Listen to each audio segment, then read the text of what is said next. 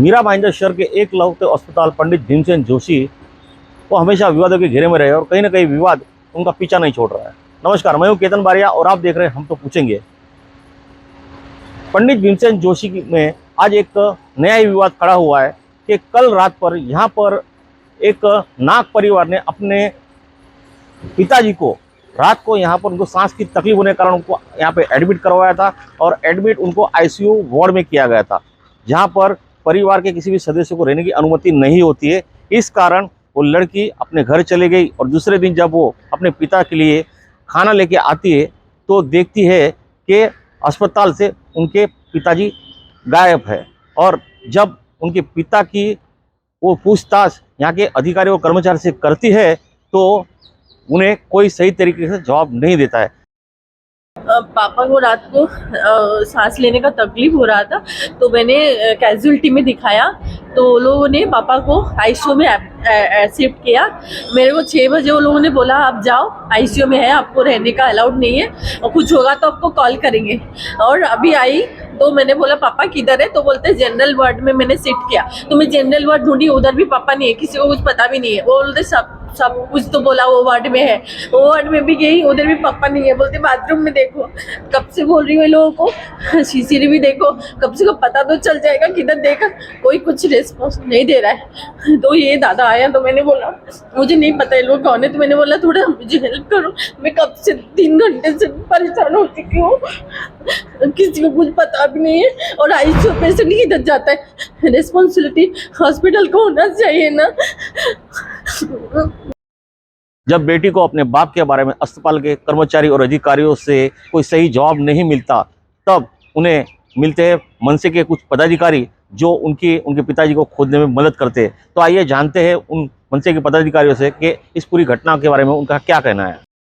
आज महाराष्ट्र वुमन सेनेतर्फे आम्ही निवेदन देण्यासाठी आलो होतो। तर एक महिला त्यांचे वडील या हॉस्पिटल पंडित भीमसेन जोशी रुग्णालयातून गायब झालेले। त्यांनी काल रात्री आयसीयू मध्ये थोडा श्वास घेण्याचा प्रॉब्लेम होता, त्यासाठी ॲडमिट केलं होतं आणि त्यांना सांगितलं की तुम्ही राहू नका, कारण की राहण्यासाठी आयसीयू पेशंटच्या बरोबर कोण नको आहे, त्यामुळे त्यांना परत पाठवलं। आता त्या महिला त्या वडिलांना डबा घेऊन आल्या तर पेशंटला आयसीयू मधनं शिफ्ट केलं होतं, पण आत्ता पाहतात 1 तासापासून फिरतात तर पेशंट त्यांचा आहे नाही, 81 वर्षांचा पेशंट आहे, नाग म्हणून त्यांचं सरनेम आहे।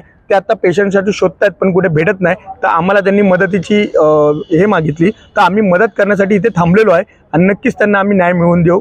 हॉस्पिटल डॉक्टर त्यांच्याशी तुमची बात झाली का? हो, ज्या वेळेला आलो त्यावेळेला ती पेशंट साठी फिरत होते, तर आम्ही निवेदन देण्यासाठी जात होतो, तर त्यांना पहिलं प्रिपेअर केलं आम्ही। त्यांची जी माहिती होती ती डॉक्टरांना दिलेली, ते सीसीटीव्ही फुटेज चेक करतात। आम्ही सदर पोलीस स्टेशन एक भाईंदर पश्चिम यांना कळवलेलं आहे। आता पोलीसवाले पण येत आहेत आणि आम्ही इथे थांबून त्यांची विचारपूस करत आहे। आता आम्ही त्यासाठी एक निवेदन द्यायसाठी आलो होतो इकडे इकडच्या प्रशासनाला। तर इकडे गेले 3 महिन्यापासून कामगारांचा पगार होत नाहीये आणि ती अस्वच्छता माजलेली आहे आणि आता आम्ही आला असता ही अशी घटना घडली की या महिलेची वडील हरवले, पण इकडच्या अधिकाऱ्यांच्या लक्षात नाही आहे आणि आता 2 तास होऊन गेले, अजून काही कळत नाही आहे। तर असंच जर इकडे कारभार होत असेल, आता आम्ही आमच्या डोळ्यांनी बघितलं म्हणून आम्ही सांगतोय, पण असं जर वारंवार काही गोष्टी तर हॉस्पिटल उपयोग काय, तर मीरा भाईंदर महापालिका चालवली चांगली होती, शासनाची गरज काय मग। तो इस घटना में जैसे ही मनसे के पदाधिकारियों का आगमन होता है वैसे ही यहाँ का जो प्रशासन है वो हरकत में आ जाता है और कहीं ना कहीं उस बुजुर्ग को ढूंढने की तलाश में लग जाता है। और इस पूरे मामले में यहाँ के जो मुख्य चिकित्सक अधीक्षक है डॉक्टर जाफर तड़वी, उनका ये कहना है कि कहीं ना कहीं उनके अस्पताल के कर्मचारियों की लापरवाही की वजह से ही ये घटना हुई है और उन्होंने इस बात की जानकारी पुलिस विभाग को भी दी है और पुलिस भी उन्हें ढूंढने की कोशिश कर रहा है। तो आइए जानते हैं कि इस पूरे मामले में डॉक्टर जाफर तड़वी का क्या कहना है। 81 साल का बद्रीनारायण नाग करके पेशेंट हमारे इधर लोअर रेस्पिरेटरी ट्रैक इन्फेक्शन हुई डायबिटिक मिलेटस से आईसीयू के अंदर एडमिट था। और 9:30 बजे हमारे जो आईसीयू का स्टाफ है उन्होंने नीचे के वार्ड में पेशेंट को शिफ्ट किया। तो डॉक्टर सानप इन्होंने 11:15 बजे पेशेंट को वार्ड के अंदर देखा और उसके बाद 12:15 बजे से पेशेंट रिलेटिव जब मुझे आके मिले 1:30-2 बजे, तो वो रिलेटिव ने बताया कि पेशेंट एब्सकॉन्ड हुआ है। और उसके बाद में नर्सिंग स्टाफ बता रहे कि 12:15 बजे से पेशेंट हॉस्पिटल के अंदर नहीं है। उसके बाद हमने सीसीटीवी फुटेज देखे, उस सीसीटीवी फुटेज के अंदर पेशेंट वार्ड के अंदर एडमिट होते हुए दिख रहा है और उसके बाद वो खुद बाहर निकल गया। तो इसके लिए भी हमने पुलिस को इन्फॉर्म किया है तो और आगे की पूरी कार्रवाई सर, कर रहे कहीं ना हैं। कहीं आप पे भी तो जिम्मेदारी बनती है कि कोई पेशेंट उठ करके इस तरीके से निकल जाए और स्टाफ देखते रह जाए और सुरक्षा रक्षक कुछ ना करे। हाथ में उसके वैन लगा है, स्लाइन वगैरह कुछ लगी हुई है। एक्चुअली अगर पेशेंट अगर आईसीयू के अंदर एडमिट था तो उसके बाद आईसीयू से अगर पेशेंट को नीचे शिफ्ट करना है तो वहाँ की नर्सिंग स्टाफ की भी और जो मैटर मैडम उनकी भी जवाबदारी थी कि पेशेंट को वार्ड में शिफ्ट करने के वक्त रिलेटिव उसके साथ अकम्पनी करना चाहिए। अभी हम इसके ऊपर अब चौकसी करेंगे, इंक्वायरी करने के बाद जो है वो पूरी कार्रवाई करेंगे।